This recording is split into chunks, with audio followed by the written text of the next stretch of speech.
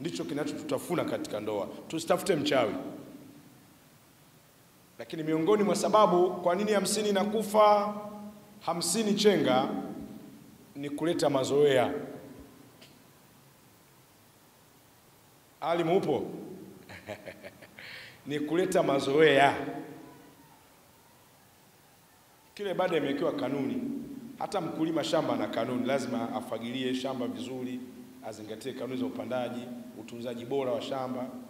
Hivyo hivyo mfanya biashara anadhibitiwa na kanuni. Lazima kila siku awe anatafuta fursa za masoko mapya. Ajue mahitaji ya bidhaa, usiuze unachotaka, uuze kinachotakiwa. Kanuni hizi kwenye maisha ndoa nako kuna kanuni za kuleana, kulea mioyo, hisia. Watu wakioana, zile customer care, kusinga, kufanya massage, scrub vinafanyika mwanzo pale, lakini siku zinavyozidi kwenda vinaachwa. Wanandoa wengi wamekosa miguso ya kwenye moyo. Zile huduma kama customer care, kusinga, scrub, massage, mke anapokuchua, anapokutoa nongo, anapokutengeneza sura, ile miguso kwenye ngozi na kwenda hadi kwenye nini. Kwa hiyo mioyo mingi haina mguso wa kimahaba. Kwa hiyo hata kumpoteza mtu huoni hasara. Mimi mtu akinzingua mimi naachana naye tu.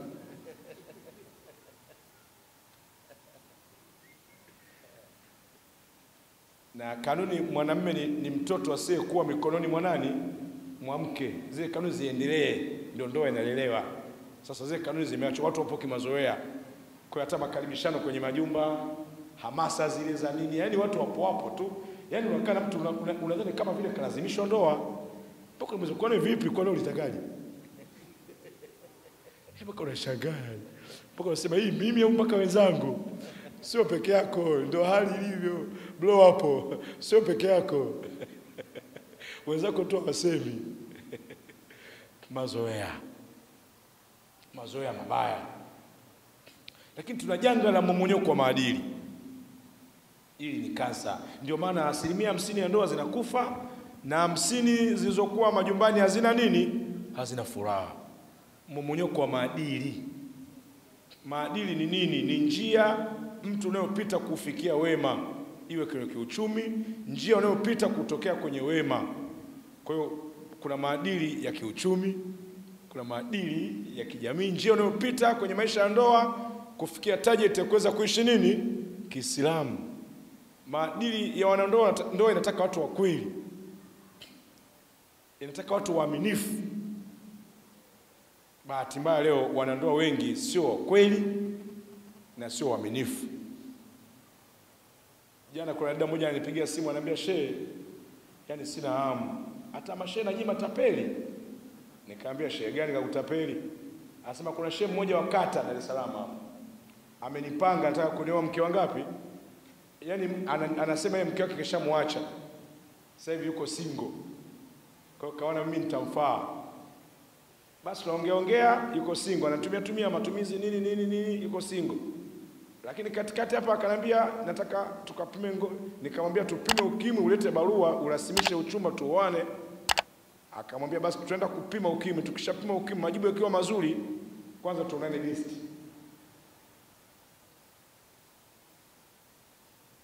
Yule akaweka question mark. Hajatulia tena, anapata simu ya mke mmoja wa wake yule bwana, anambia, wewe nani? Tunaona namba yako inahusiana sana na mume wetu. Kwani wewe nani? Kwani nyinyi nani? Sisi ni wake wa huyu unayeongea naye, si tuko hao. Wakati kamwambia mimi sina hata nani? Sina mke. Waqulu qawlan sadida. Kwani wa kweli? Mahusiano, maisha ya ndoa sio kuigiza. Ndoa ndio maisha yako. Hakuna maigizo. Bahati mbaya leo maadili yamemumunyoka. Sasa baya zaidi, wanaume wengi leo wameoa wake za watu. Zamani ukioa mke unamwanzisha mwenyewe alifu mnaanza upya. Sasa hivi ukioa mke, juzi jamaa kaoa binti wa miaka 18, anamwanzisha alifu, anamwambia mimi niko Lamu. Sijui mmeelewa lugha hiyo? Hamjanielewa. Yaani nakusudia kama barabara yameshapita mafuso, masemi, makatapila. Wewe sasa hivi muuaji nao una bajaji yako. Sisi wakati kana nielewa. Hivi barabara iliyozoea kupitisha masemi bajaji itasikika? Kijana wallahi ananipigia simu, anaambia Sheikh Moso, ndoa yangu imeingia pancha nini? Anaambia Sheikh, yani wiki ya juzi mke wangu tulikuwa tunapiga story akaniambiaje? Mume wangu na kibamia. Nikashtuka. Huyu kapata wapi ujasiri? Una maana anakutania tu kazuga. Imeisha hiyo. Sasa wamekaa baada ya muda tena anamwambia mume wangu, nimekutana na clip kwenye mtandao, kuna daktari ana dawa ya kunenepesha na nini na kurefusha. Hiyo ungetumia ingekuwa vizuri sana. Jamaa pale pause imefanyaje? Imeisha. Sasa ananipigia simu, Sheikh Moso unafanyaje hapa? Nikamuuliza, hiyo ndoa ina muda gani? Anasema ndoa ina kama mwaka. Huyo mwanamke ana miaka mingapi? Nimemuoa akiwa na miaka 19. Yaani kamoa mke ana miaka 19, Sheikh Juma, chukua hiyo. Yaani mke ana miaka 19. Anamwambia mume akalefushe na akafanya nini? Akanenepeshe. Ndoa za mwendo kasi. Ndio maana hizi ndoa zimekuwa zina subira. Zamani wazee walikuwa ndoa zinadumu kwa kuwa mama akiolewa, akimkuta baba mkubwa atamzoea kwa sababu mdogo hamjui. Na akimkuta mume aliyomuoa ni mdogo atazoea kwa sababu mkubwa hamjui. Sasa hivi tuna watu wengi wameoa wake za watu. Hili ni kansa janga kwa vizazi vya sasa. Ndio ile mioyo ya kukinai haipo, mioyo ya subira haipo, haitosheki. Ana sample kibao, anakulinganisha size ya fimbo unaochapia wanafunzi madrasa. Anakulinganisha unachapa aje? Wenzako unachapa hadi michumvini. Sikuchapa, simenielewa vizuri. Imeenda. Lakini size ya 3 unakulinganisha pesa unafanya nini? Unayoacha mezani. Mwanzo alikuwa anacho 10,000 chenchi ya ulizi. Wewe unacho 5,000 unapanga mkawa 500, nyanya za 200, chenchi jikute. Utaweza kuwafunika wanaume wote waliopita? Ndio kwenye majumba tuna watu. Zamani angalia, kulikuwa hakuna malalamiko ya mwalimu. Kusikia vibamia hayakuepo, yalikuepo. Lakini miaka hii kelele za vibamia zipo hazipo? Kwa nini? Kanuni ya sufuria, mwiko unasonga yani mwiko ulivyo unasonga sufuria ile yoyote. Ukiona mwaka mwiko unashindwa kusonga, ujue ile sufuria sasa ya simeelewa.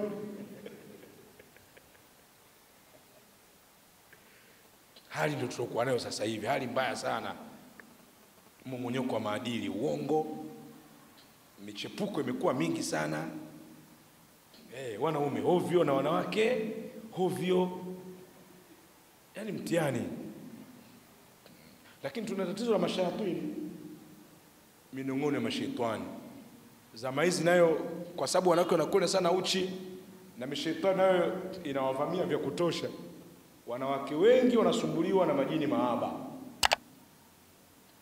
Ndio unakuta unabadilika ghafla. Tunaweza kurudi nyumbani, wewe mbona unabadilika? Nipake rangi. Wewe mbona sio umekunja? Ipige pasi. Kwa jini mahaba linamcontrol, ujibiwe majibu ovyo ovyo, uudhiwe tu. Ndio kuna watu maisha yao ni kuudhiwa tu. Hakuna maisha ya furaha. Unategemea mke muelewane, jibizane vizuri, lakini wengi wanandoa hali hizi kwenye majumba hazipo. Minong'ono ya mashaitani ni balaa kubwa sana kwa hizi ndoa za sasa hivi. Taasisi kukosa miundombinu. Taasisi za dini zina deni kubwa. Kuwa na program ya semina kwa vijana ambao hawajaoa, lakini kuwa na semina kwa watu ambao tayari wameshaingia kwenye nini? Kwenye ndoa. Hizi zinaitwa semina karabati. Ifike mara wake kwa waume wanatakiwa wafanywe semina, waambiwe ninyi kuoana lilikuwa jambo zuri. Ila tatizo kwa nini mnagombana? Ninyi hamkuwa na elimu ya nini? Ya ndoa. Kwa sasa hivi mnatakiwa sasa mrudishe mpira kwa kipa. Mkumbuke ninyi mmekutana, mna changamoto ya malezi, huenda mkupata malezi sahihi. Huenda uzoefu wenu wa maisha kwa wazazi wenu sio mzuri. Kwa mnatakiwa sasa mrudi darasani ili mkinusuru kitengo cha familia. Kwa hivyo kwa leo tufafanue kiasi tu. Hii sababu ya kwanza moja tu inatutoshea. Mwalimu, moja ya sababu kwa nini ndoa zinakufa na zilizopo hazina furaha ni kwamba wanaume hawajawa waume na wanawake hawajawa wake. Sio kila mwanamume anaweza kuwa mume kwenye ndoa, chukua. Na sio kila mke anaweza kuwa, sio kila mwanamke anaweza kuwa mke. Okay, mke ni nani? Na mume ni nani? Tumguse mke kiasi. Nani anaitwa mke? Naomba sasa kwa wale ambao hamjaoa, angalieni mnahitaji kuoa wake, sio kuoa nani? Wanawake. Na kwa wale ambao tayari tupo ndani ya ndoa, kwa darasa hili kila mmoja ajichungulie, wewe una mke, una mwanamke? Una mke, una mwanamke? Wanaume wengi kwenye majumba wana wanawake, hawana wake. Msishughulishwe na matokeo ya kusumbuana kwenye majumba. Bado wewe huna mke, bali una nani? Una mwanamke. Mke nawe, hiyo ndoa inayokusumbua, umuelewe huyo mwanamume. Huyo sio mume, bali ni nani? Ni mwanamume. Naam, mke huyo hapo. Naomba sasa nafungua siri za kambi, alafu angalia una mke nyumbani au unasubiri kufa tu. Kwa sababu katika msafara wa mambo na kenge nao wamo. Anaitwa mke, cha kwanza anaanza kujipenda kabla ya kupendwa. Huyu ndio mke huyu. Anajipenda kabla ya kupendwa. Anatengeneza brandi. Yaani anajitengeneza aweze kustahili kuitwa mke. Haruhusu mwili wake watu wafanyie mazoezi kabla ya kwenda kwenye ndoa. Anajiandaa kwenye ndoa, kwenda kwenye ndoa akiwa ni speciali, sio mtumba. Huyu ndio mke huyu. Anaanza kujipenda kabla ya kupendwa. Al-khabithatu lil-khabithin wal-khabithun lil-khabithat wat-tayyibatu lit-tayyibin wat-tayyibun lit-tayyibat. Allah ameahidi kanuni hii. Hii ndio formula. Wanawake wasiokuwa na dini, wanawake wabaya waliokosa maadili ya dini, ubaya wa hapa sio wa kimaumbile, ubaya wa hapa wa kitabia. Wanawake ambao hawana dini, haki yao waolewe na wanaume wahuni wenzao. Wanawake washirikina kwa washirikina. Anayeitwa mke anatengeneza brandi. Haruhusu mwili wake kila kibaka mpita njia upitie.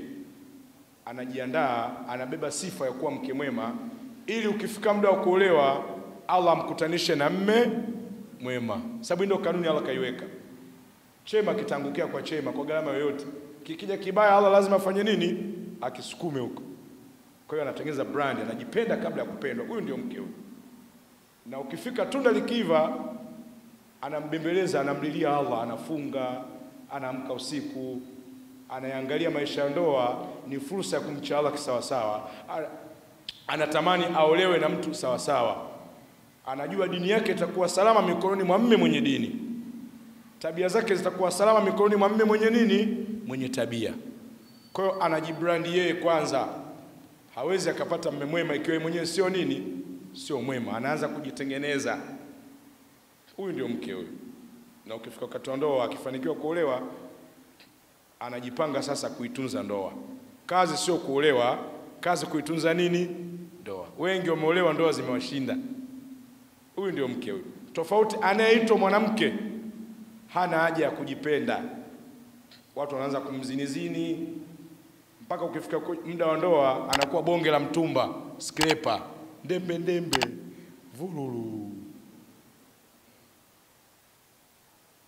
Ukimsikia sasa anatangaza kuolewa, maana yake mtiririko wa kuziniwa umeshafanyaje?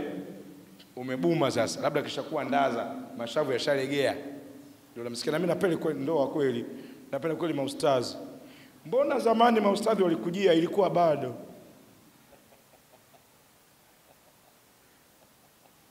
Huyu ndio mwanamke huyu. Na ukifika wakati wa ndoa hana haja ya kuomba mume mwema, anaomba mume mwenye nini? Mwenye hela. Kwa kweli analiangalia sana tumbo kuliko akhera yake. Brother, una mke, una mwanamke nyumbani. Sema na moyo wako. Anaitwa mke ni yule mwenye ufahamu, mwenye utambuzi kwamba akiingia kwenye ndoa anakwenda kwenye mikono ya mtu ambaye amepokea maisha yake, uchunga wake. Anakwenda kwa mmiliki ambaye anayapokea maisha yake, uchunga wake kutoka kwa wazazi wake. Siku anaolewa, kuanzia hapo pepo yake imehamia mikononi mwa nani? Mwa mume. Anayemuoa anamtambua kwamba ndio mwenye dhamana ya kuyaendeleza malezi ya kwa wazazi wake. Anayemuoa ndio amemilikishwa pepo yake, yuko chini yake. Anayemuoa ndio yule ambaye amepewa jukumu la kuiokoa nafsi yake na kumuokoa yeye dhidi ya adhabu ya nani jamani? Ya Mwenyezi Mungu. Wa anfusakum ahlikum. Anayemuoa amebebeshwa jukumu la kumuokoa, amchungie dini yake, amsomeshe Qur'ani, amsimamie hiki kizuri fanya, kibaya acha. Huyu ndio mke huyu. Huyu anapokubali kuolewa kidini, yuko tayari kuishi nini? Kidini. Malasafi shadidi, zama zetu za leo walio wengi ni wanawake, wanakubali kuolewa ndoa ya dini, wakija kwenye ndoa maisha ya dini hawayataki. Wanataka kutulazimisha wachukue mifumo iliyotoka nayo mtaani waje waishi nayo nyumbani. Wewe ukikataa mnaanza kugombana. Utamsikia nimeolewa na swali suna. Amlikaa polisi sijui kama nitayaweza. Kila kitu bidaa, kila kitu dhambi jamani. Ili maisha yaende umkubalie. Ndio kuna watu wanaswali misikitini, wamepigwa pina wanawake wanalipia vingamuzi, muziki inafanya nini? Inapigwa. Hivi kweli wewe mwanamume nyumbani kwako unapiga muziki wewe mwanamume? Wakitu waume waliooa usiitike, nyamaza. Wakitu wa maboya sema ngoja ni test hapo.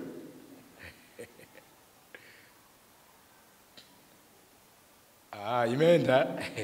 Anayeitwa mke, namna alivyokubali kuolewa kidini, yuko tayari kuishi kidini. Ukimamisha hijabu anavaa. Darasani anaenda. Sitaki utoke atoki. Usiongee na fulani aongee. Yaani kila amri ya dini unayompa kauli yake sami'na. Kwa ukijiona kwenye ndoa yako unasikizwa na mke, ukitoa agizo linaheshimika. Mziki staki hamna. Season staki hakuna. Hijabu unavaa kisheria, kwa kuwa mwanamke akishaolewa mwili wake ni mali ya nani? Wala yubidina zinatahun illa libu'ulatihin. Msianike maumbile yenu, ni vyote ni kwa ajili ya waume zenu. Waume zenu ndio wenye hati miliki ya miili yenu. Anayeitwa mke, mwili wake, mapambo yake ni kwa ajili ya nani? Ya mume, na sio kwa ajili ya vibaka wapita njia. Na sio kujitupia kwenye mitandao ambao umependeza, kweli kesho ndio anaongeza tena umedamshi. Kuna watu wanawake wameoa wakiwa wanajitupia mitandaoni na ubavu wa kuwakanya hawana. Kimya tena kaa pimbi. Watu wapo. Sio wewe blaza hapo. Tiani. Kwa anayeitwa mke ni yule kwake una mamlaka. Ukitoa agizo linatekelezeka. Huyo ndio mke huyo. Ila kama nyumbani una sauti ya kumwamsha mke avae hijabu, anavaa vigogoo vya kutupia. Nyumbani una sauti ya kuzuia miziki. Nyumbani huna sauti ya kuamrisha swala ngapi ziswaliwe kwa nini? Kwa wakati. Kama sauti hiyo huna, wewe una kesi ya kumjibu Allah siku ya kiyama. Kinyume wanaoitwa wanawake ni wale wanakubali kuolewa ndoa ya kidini, lakini maisha ya dini kwenye majumba hawataki. Lipo kundi kubwa la wanaume wanaswali msikitini lakini hawana sauti kwenye majumba. Wanalipia mpaka vingamuzi na mifilamu inateketeza majumba. Lakini kwa kuongeza, hadithi ya Bwana Mtume Muhammad inasema ad-dunya kulluha mata'u wa khairu mata'iha al-mar'atu salih. Dunia yote ni starehe. Hajastarehe mmoja wenu isipokuwa mambo matatu ayapate kwa huyo mke anaitwa mwema. Kwanza, idha nadharta ilayha sarratik, ukimwangalia na kufurahisha. Sifa ya kwanza ya mke ambaye ni starehe ya dunia, awe na uwezo wa kuifanya nyumba yake iwe sehemu ya furaha. Mke ajue mambo gani akiyafanya atakufurahisha na mambo gani akiyafanya atakukasirisha. Akamata yenye kufurahisha, aache yenye kuudhi. Sifa inaitwa mke anafurahisha kwa 90% na anaudhi kwa asilimia chache kwa sababu ya ubinadamu wake. Huyu ndio mke huyu. Mambo gani yanafurahisha? Bwana, mambo gani yanafurahisha kwenye ndoa? Nipeni uzoefu kidogo. Mambo gani mke akifanya utasikia furaha kwenye ndoa? Usingizi bora. Ja, simeleweka lugha kibalagha hiyo. Yaani mke atoe mechi vizuri, si ndivyo hivyo? Yaani show. Si ndio kubwa hilo jamani, au mnasemaje? Usingizi bora. Maana yake ajue jinsi ya kukutengeneza mpaka hata wanaume wengine wanapiga kelele. Wanapiga kelele. Kama upigi kelele hujapatiwa wewe. Unaona? Kwa hiyo kuna vitu huduma kwa mteja, customer care. Huduma zile kama vile massage nini? Yaani akufurahishe huduma zile. Sitamani kukwaza, napenda kuliwaza. Umenifundisha kucheza, nakuwa kama pweza. Mapenzi ya koleza, mimi kwako nimeoza. Akili yangu tuliza, moyo wangu kuusuuza. Nibebe nikubebe, mapenzi yataki ubabe.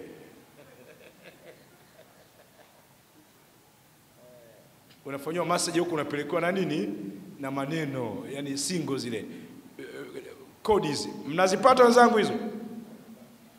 Au mnasubiri kufa ndo? Nyinyi mnapishana gari la mshahara. Anaitwa mke, anafurahisha kwenye mapishi. Anasikia sauti yako, unapenda chakula cha aina gani. Anaitwa mke, anafurahisha, hakupi nafasi umkanye jambo moja, kila siku unafanya nini? Unarudia. Si wanaume hatuna ule ulimi wa kumkanya mke jambo moja kila siku unarudia. Anaepuka. Unayopenda anayafanya, usiyopenda anayaacha. Huyo ndio mke huyo. Tunao hao. Na anaitwa mke anafurahisha kuliko kuudhi. Tofauti na anaitwa mwanamke, kuudhi kwingi kuliko kufurahisha.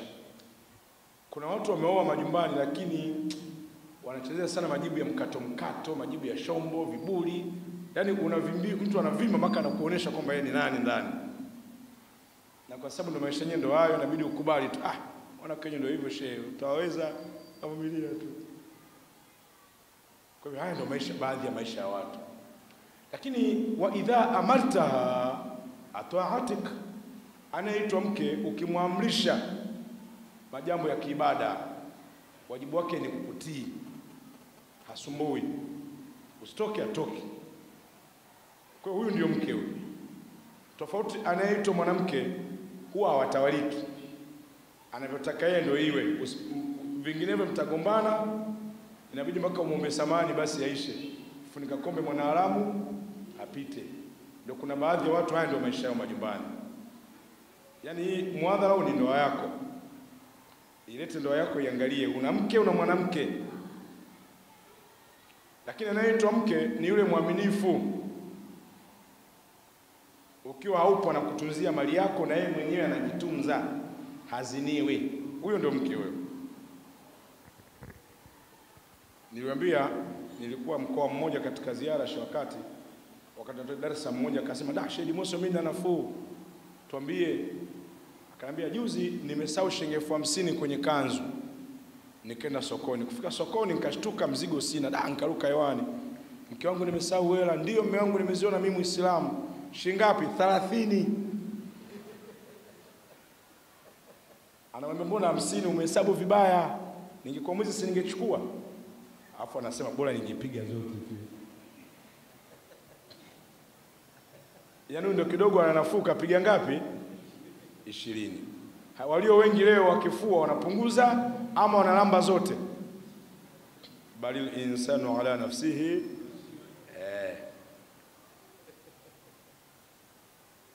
Anaitwa mke anakuwa mwaminifu. Mwingine kafua nguo kakuta shilingi 50,000 kaiweka mezani. Mume aliporudi anamwambia mume wangu ulikuwa unanitega? Unanitega hapa, ategwi mtu hela zako hizo. Afu jamaa hakukumbuka kama zile hela aliweka kwenye nini? Alijua kadondosha mtaani. Anaambiwa hapa ategwi mtu hela zako hizo hapa. Kwa hiyo ukimweka dukani akupigi. Wanaume wengi wanaathirika kiuchumi. Kwa sababu wana watu majumbani sio waaminifu. Wapita njia. anakuumiza, alafu huyo anafanyaje? Anaondoka zake, wewe unalia, mwenzako kishatambaa. Ndoa nyingi zimekuwa mzigo kwa baadhi ya watu. Ninyi tu hapa ndoa zenu nzuri, wake zenu waaminifu, hamna tatizo, ila sehemu nyingine bro baba sikitika pale. Sasa ungejua shehe. Okay, anaitwa mke ni yule anayekuja jumla kwenye ndoa. Anakufuata wewe, sio mali yako. Yuko tayari kuishi na wewe hata ukipitia changamoto za mitihani. Ukiwa mzima, ukiwa mgonjwa, ukiwa kijana, ukiwa mzee. Ukiwa na hela, ukiwa una hela, hana shida. Kwa kuwa kilichomleta pale ndoa, na anajua katika maisha ya ndoa kuna kupanda na nini na kushuka. Anakuwa stable, hana mapenzi yanayokwenda kama aliyewa msimu masika na kiangazi. Huyo ndio mke huyo. Nabii Ayubu alioa wake na alioa mke. Wanaoitwa wanawake kipindi cha mitihani wamejichuja, wamefanya nini? Wameondoka. Lakini anayeitwa mke aliendelea kubaki naye mpaka anakuja kurudishiwa hali yake na Allah. Mashekhe, ndivyo sivyo? Kwa ile ndoa ilikuwa na wanawake na nini? Na mke. Je, wewe una mke, una wanawake, una mwanamke? Je, uliye naye unapopitia kipindi cha mitihani, aidha kwenye ajira au na changamoto, biashara zinayumba, je, kiwango chake cha adabu kwako, cha utii kipo stable? Au anakuwa na adabu na wewe unapokuwa na hela, unapokuwa una hela anakufanyia dhuluma, hata heshima tena hana? Bwana, hebu niwaulizeni, walio wengi majumbani ni wanawake ama wake? Sema na ndoa yako uliopo katika muhadhara huu, hapa msikitini na popote hapo ulipo. Ndugu yangu, wewe una mke, una mwanamke. Anaitwa mke anakuja jumla. Lakini kingine, anaitwa mke ana kinai. Yani anakuwa na kinaya. Kwa mchicha twende, kwa nini twende, hana tatizo. Tofauti na kiumbe mwanamke. Mwanamke anakuwa ameshikwa na tamaa sana na ana malengo binafsi. Huyu akiona kile kilichomleta akioni, kuanza kuleta usumbufu wa kutaka mara wao kafanye kazi, nikatafute kazi. Wallahi jana kijana mmoja amenipakia kwenye pikipiki. Kanipa lift tu, anasikitika, ananiambia yeye kaishi na mke wake miaka 5-6. Anaendesha bodaboda. Kipindi cha mwaka mzima mke anamlalamikia, mbona wenzako wengine wake zao wanavaa vizuri, wanakula vizuri, na uwanja watu washanunua wanajenga, wewe kila siku bado, mpaka lini? Kila siku anamlinganisha yeye na watu wengine. Mume anamwambia mke wangu, hali za maisha zifanye nini? Hazilingani. Hii bodaboda ni ya kwetu, inatusaidia kuleta chakula nini, basi tutosheke. Ambia mimi maisha siyaelewi. Yule mwanamke kashirikiana na familia yake, wamemtafutia movie ya kwenda kufanya kazi ndani Uarabuni. Yani mpaka visa kila kitu kimeshaisha, amebakia tu keshapima afya, anasubiri kuruka. Yani hiyo kubali ukatae, anafanya nini? Anaondoka. Mbona nyinyi mnasemaje? Hali hiyo nimeikuta Uganda. Hali hiyo nikaikuta wapi? Mombasa. Wakati napanda dala moja na kwenda fuko ya Mombasa, dereva ananiambia, Shedi Moso, yani hivi ninavyokuambia mke wangu ameenda kufanya kazi za ndani Uarabuni. Hiyo bila ridhaa. Kaambia ukubali ukatae, mimi natambaa. Kaondoka. Kanaachia mtoto mdogo. Sasa nawaza kutafuta mwanamke. Wanawake wengi hawakubali kulea watoto wa wenzao. Siku moja nipo Unguja, natoa darasa pale msikitini, msikiti mmoja, kadijia kijana wa Kipemba analia baada ya darasa.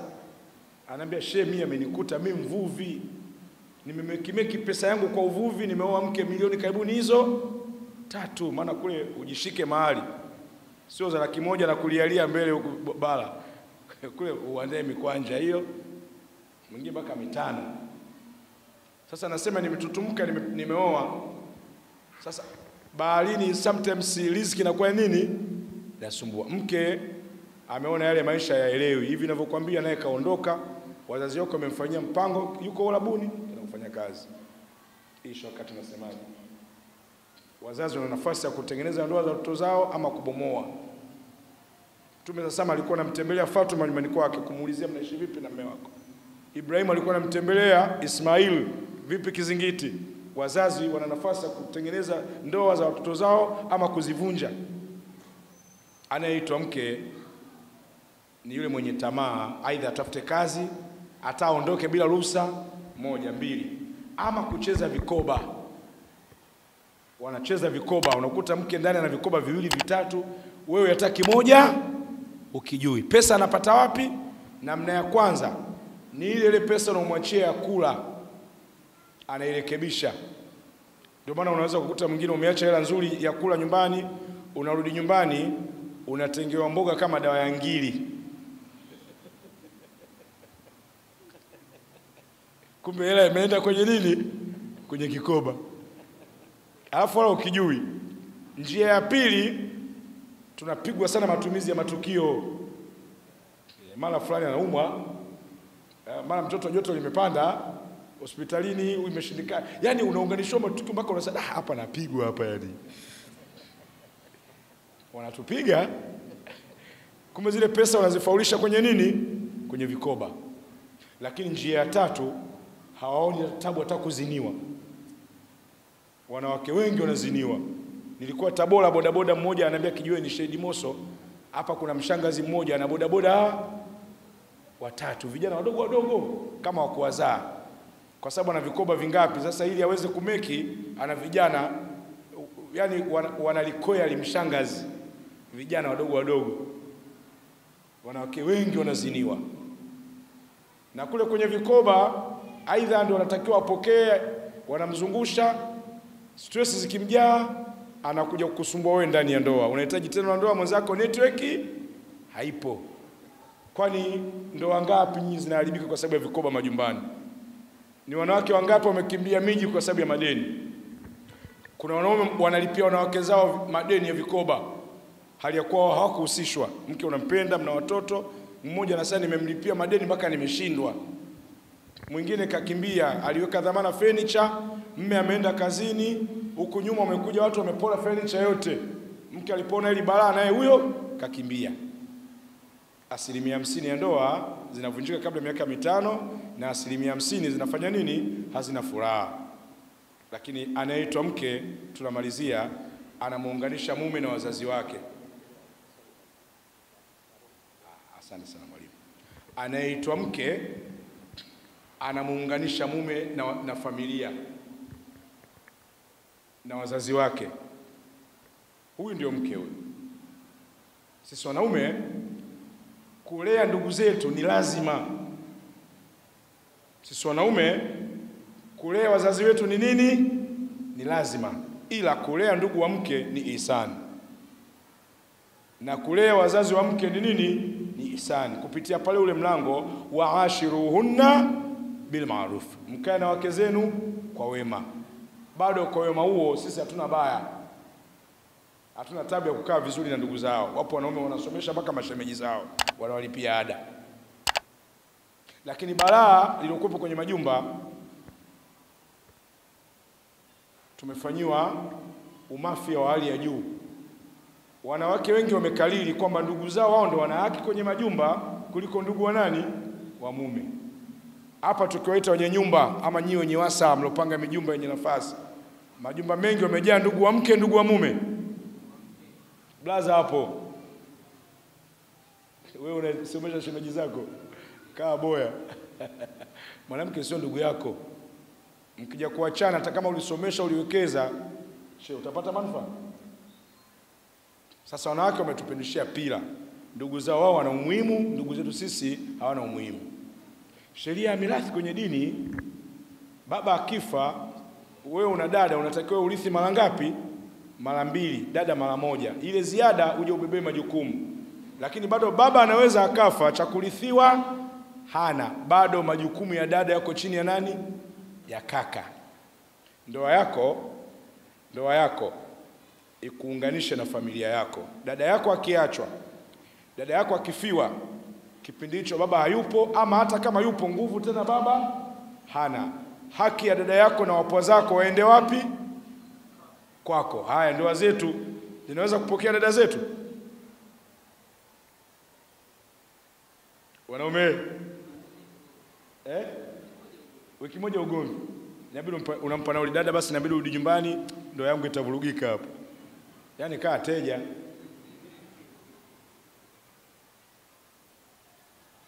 Anaitwa mke anakuwa ni daraja, anakuunganisha, sio mkasi. Hebu msikilize mke.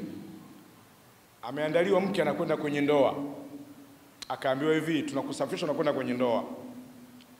Cha kwanza, ile siku unayokubali kuolewa lile tamko ndio linahamisha uchunga kutoka mikononi mwetu unahamia kwa nani? Kwa mume. Kwa hiyo kuanzia hapo bosi wako atakuwa ni mume. Sawa sawa. Cha pili, huyo mume anayekuoa ana jukumu la kutunza ndugu zake. Kwenye nyumba ya mume wako, ndugu wa mume wako wana haki zaidi ya kutawala nyumba kuliko ndugu zako wewe. Huyo anaandaliwa huyo mke huyo. Cha tatu, nenda kwenye ndoa. Wakati wewe unapambania kupata pepo kupitia kumtii mume, nenda kamsaidia mume naye apate pepo kupitia kuwatunza nani? Wazazi wake. Sawa sawa. Huyo kati ya timu. Maana hawa wanawake, kuna wanawake wamesukuma siku ya ndoa, kampata hajampata, kampata umesukumiwa, hilo pambana nao.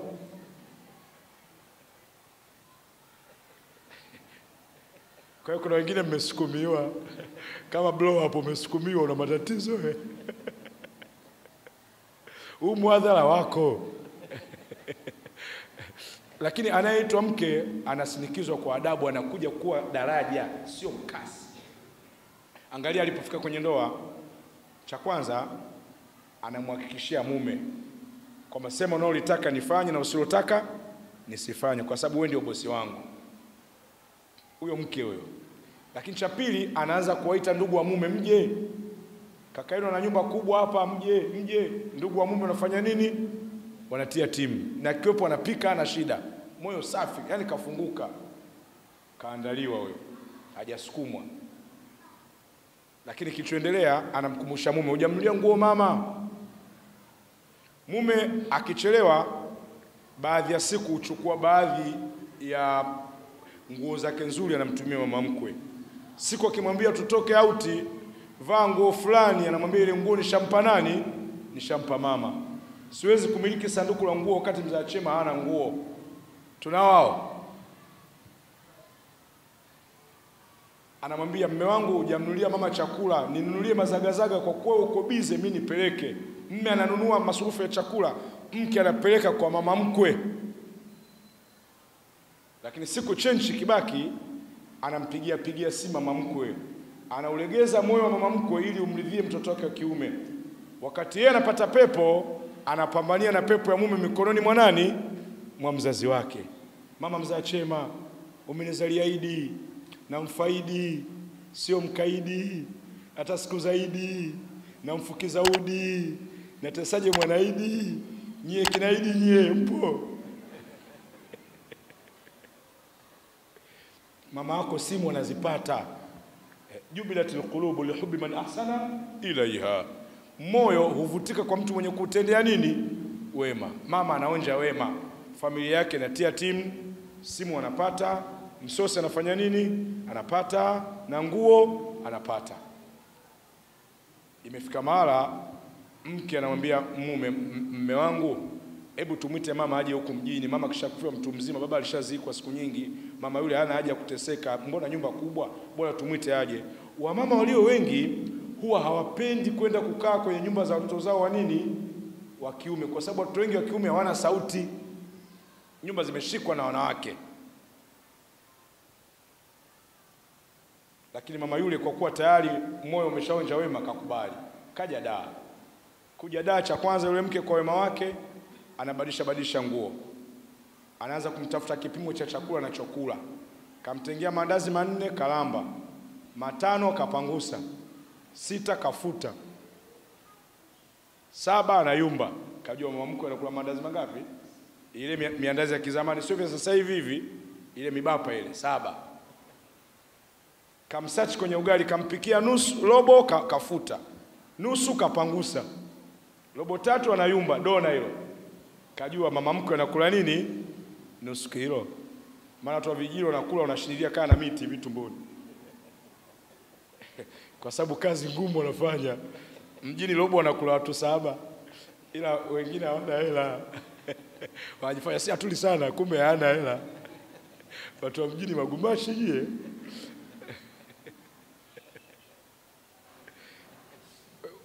Kwa hivyo mama anakula chakula kinachotosha na anapikiwa kwa muda unaofanya nini? Unaofaa. Akienda kufua, ukipita muda mrefu anaachia zile nguo. Anakuja ndani, anagalagala kwenye mapaja ya mama, anamwambia mama, usione kimya, mwanao anafanya nini? Nafua, jisikie huru mama, hapa kwako. Mnasemaje, mnao hao? Hawajazaliwa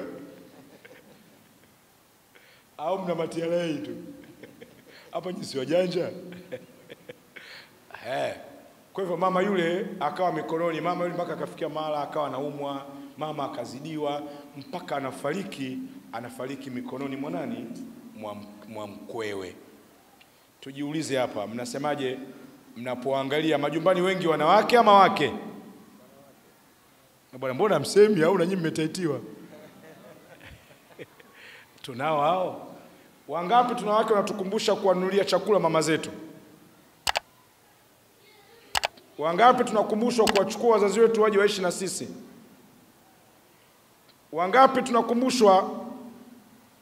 tunakumbushwa kwenda kuwatembelea wazazi wetu ama kuwapelekea nguo? Nani anakumbushwa? Ukiona ukumbusho yote hayo, basi wewe huna mke, bali una nani? Una mwanamke. Nina kesi nimepata shwakati hapa juzi, mtu mmoja anagombana na mkewe. Yaani yeye akipeleka 50,000 kwa mamake, mke naye anataka kwao ipelekwe shilingi ngapi? 50,000. Wakati uchumi anamiliki mme, anayefanya kazi ni nani? Ila mke anataka ikenda 50 kwao na kwako na kwao. Kanuni gani?